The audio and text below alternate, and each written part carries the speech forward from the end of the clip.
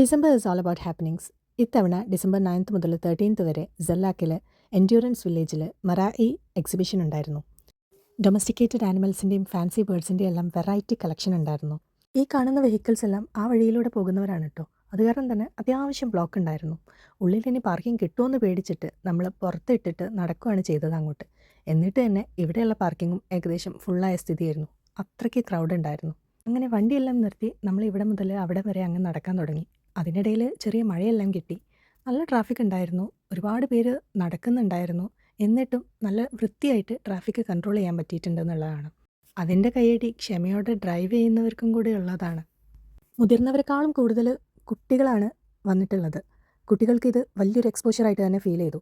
കാരണം ഡൊമസ്റ്റിക്കേറ്റഡ് ആണെങ്കിൽ കൂടി നമുക്കൊന്നും ഇപ്പോൾ കാണാൻ കിട്ടാത്ത ആനിമൽസിനെയും ബേർഡ്സിനെയും എല്ലാം നേരിട്ട് കണ്ട് അറിഞ്ഞ് അവരുടെ സൗണ്ട് കേട്ട് അങ്ങനെയൊക്കെ ഭയങ്കര എക്സ്പോഷർ കിട്ടാൻ പറ്റിയ ഒരു സ്ഥലമായിട്ട് ഫീൽ ചെയ്തു ഇത്. അത് കാരണം തന്നെ കുട്ടികൾ നന്നായിട്ട് എൻജോയ് ചെയ്യുന്നുണ്ടായിരുന്നു. ഫസ്റ്റ് തന്നെ നമ്മൾ കയറിയത് ഹോസിൻ്റെ സെക്ഷനിലേക്കാണ്. പിന്നെ ക്യാമൽസ് കണ്ടു. ലീവ്സൊക്കെ ആനിമൽസിന് കൊടുക്കുന്നുണ്ടായിരുന്നു. ഇതെല്ലാം കണ്ട് നമ്മൾ നേരെ നടന്നത് ചിക്കൻ, ഡക്ക്, പീക്കോക്ക് ഇവരൊക്കെ കാണാനാണ്. അതിൻ്റെ ഉള്ളിൽ ഒരുപാട് കുട്ടികളുണ്ടായിരുന്നു, ഫീഡ് ചെയ്യുന്നുണ്ടായിരുന്നു.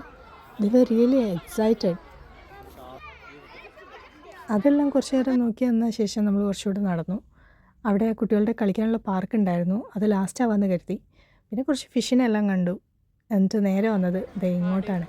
ഇവിടെ ഒരു കോലാഹലമായിരുന്നു കേട്ടോ.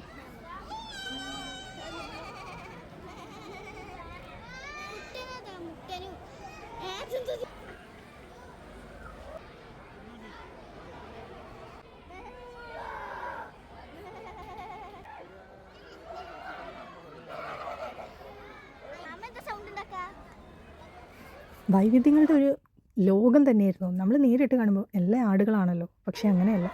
ആടുകളിൽ പലതരം, ഹോസസിൽ പലതരം, അങ്ങനെ കൗതുകമുള്ളവർക്ക് ഫുൾ കൗതുകം, അല്ലാത്തവർക്ക് എല്ലാം ആടും കോഴിയും തന്നെ. നമ്മുടെ ജമുനാപ്യാരിയൊക്കെ ഉണ്ടായിരുന്നു കേട്ടോ അവിടെ. അത് കഴിഞ്ഞ് അടുത്ത സെക്ഷനിലേക്ക് നീങ്ങി.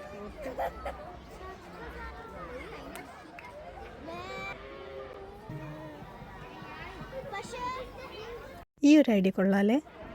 അടുത്തതായി ബേർഡ് ഷോ. ബേർഡ്സ് ഇഷ്ടം പോലെ as usual.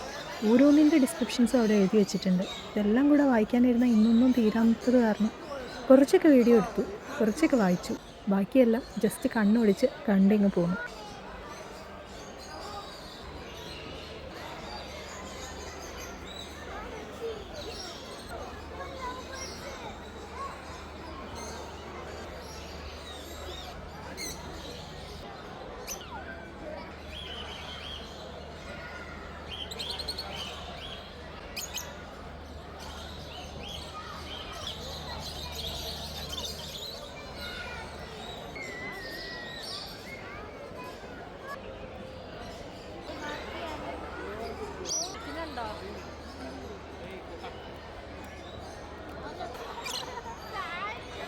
Now the chicken show.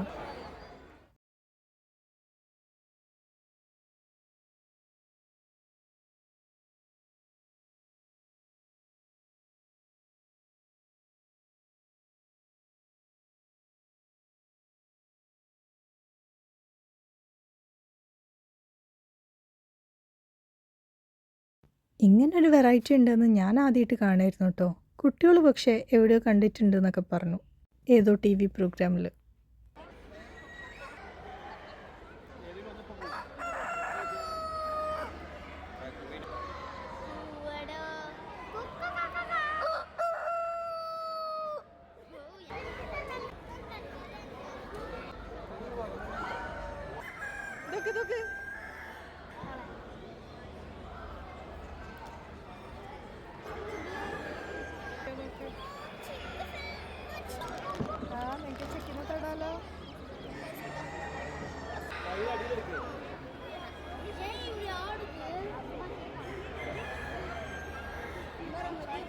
അവിടെ നിന്ന് ഇറങ്ങി അടുത്തയിലേക്ക് നടന്നു.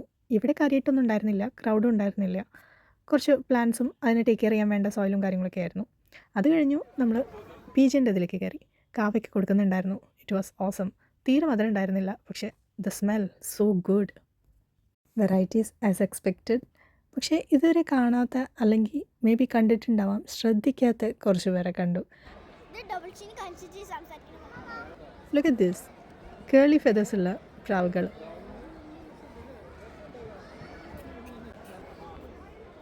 അവിടുന്ന് അടുത്തതിലേക്ക്. ഇത് ഡേറ്റ്സിൻ്റെ എക്സിബിഷനാണ്. ഇവിടെ പല കൺട്രീസിൽ നിന്ന് വന്നവരുണ്ട്. ഒമാൻ കണ്ടു, പിന്നെയും കുറേ കൺട്രീസ് കണ്ടു, ബഹ്റൈൻ്റെതും ഉണ്ട്. അവിടെ നിന്നും ഒരുപാട് ഡേറ്റ്സും എല്ലാം ടേസ്റ്റ് ചെയ്തു. അതിൽ ചിലത് നല്ല അടിപൊളി ടേസ്റ്റായിരുന്നു.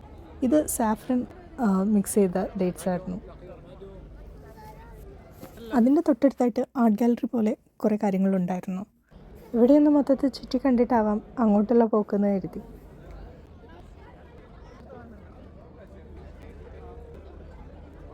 ഇത് നല്ല ടേസ്റ്റ് ഉണ്ടായിരുന്നു. ഇതെല്ലാം കഴിച്ചിട്ട് മധുരമില്ലാത്ത ഇതും കൂടെ കഴിക്കുമ്പോഴാണ് അതിൻ്റെ ആ ഒരു ഫീൽ വരുന്നത്. അടുത്ത സെക്ഷൻ ഈ ആർട്ട് ഗാലറിയാണ്. പെയിൻറ്റിങ്സ് ആയിരുന്നു മെയിനായിട്ടുണ്ടായിരുന്നത്.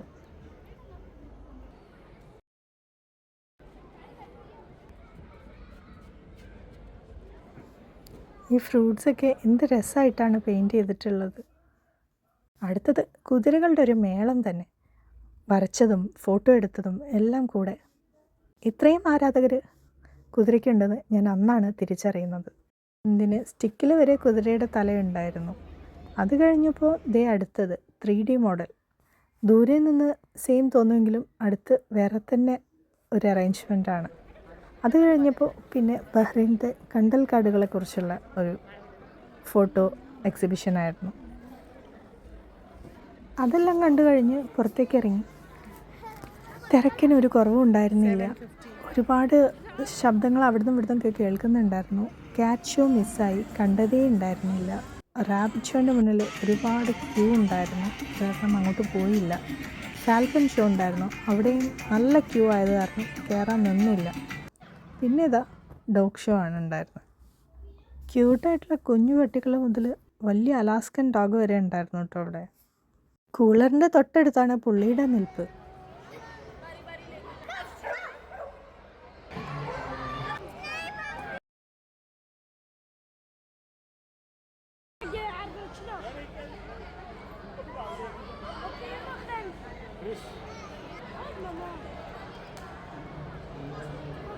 പുറത്തിറങ്ങി ഫുഡ് സ്പോട്ടിൻ്റെ ഉള്ളിലൂടെ ഒന്ന് കണ്ണോടിച്ചു.